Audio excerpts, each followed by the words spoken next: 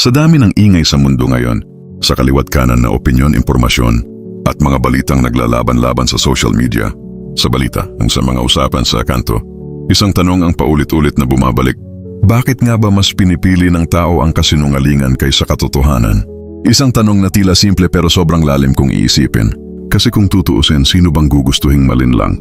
Sino bang gustong maniwala sa kasinungalingan? Pero sa kabila ng lahat ng yan, bakit tila mas gusto pa rin ng marami ang manirahan sa mundo ng ilusyon kaysa harapin ang realidad? Ngayong araw, hihimayin natin ang 5 malalim na dahilan kung bakit nga ba mas madali para sa tao ang tanggapin ang kasinungalingan. At baka sa dulo ng video na ito, mas maintindihan mo rin kung bakit minsan ganun ka rin.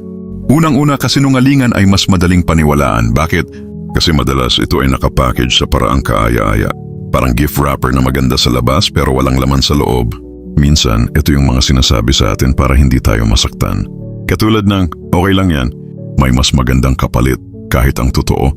Iniwan ka na lang talaga at wala naman talagang kapalit. Masarap pakinggan ang mga kasinungalingan, lalo na kapag tayo'y nasa panahon ng kahinaan. Gusto natin ng comfort. Gusto natin ng assurance kahit fake. At ang katotohanan, madalas hindi ito nagbibigay ng ginawa. Madalas, ito ay parang suntok sa sikmura, masakit, nakakagising at minsan nakakahiya. Kaya kung bibigyan ka ng 2 option, isang mapait na katotohanan at isang matamis na kasinungalingan, madalas pinipili ng marami yung huli. Pangalawa, nandyan ang tinatawag nating confirmation bias.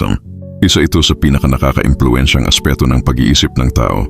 Ang ibig sabihin nito, natural sa atin na hanapin lang ang mga impormasyon na sumusuporta sa paniniwala natin at iwasan o balewalain ang mga impormasyon na sumasalungat dito.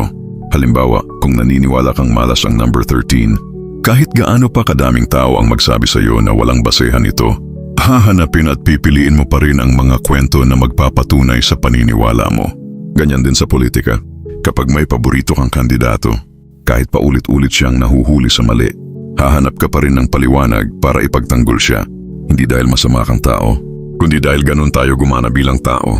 Mas gusto nating paniwalaan ang nagpapalakas sa paniniwala natin kaysa sa mga katotohanang nagbubukas ng mga posibilidad na tayo ay nagkamali.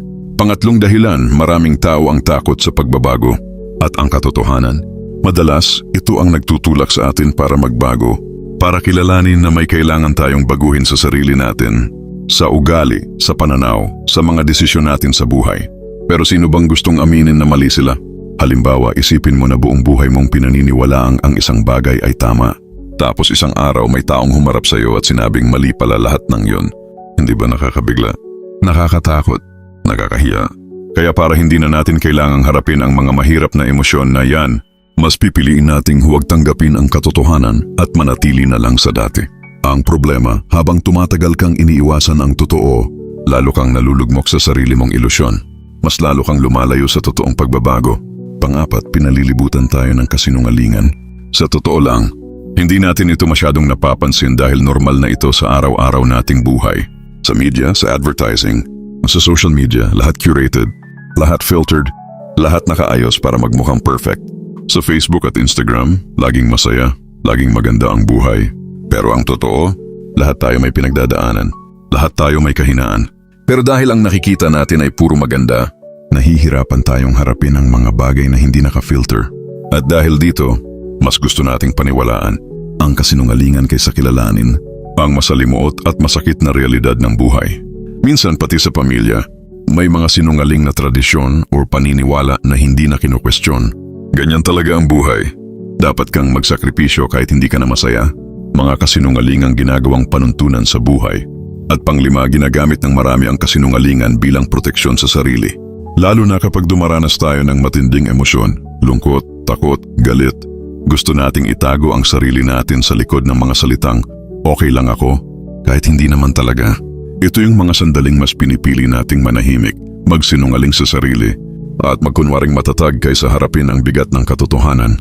Hindi ito dahil mahina tayo, kundi dahil gusto nating protektahan ang sarili natin mula sa mas matinding sakit. Pero ang hindi natin alam, habang pinipili natin ang kasinungalingan, lalo lang tayong hindi nakaka-recover. Para tayong sugat na tinakpan lang ng band-aid pero hindi naman nilinisan.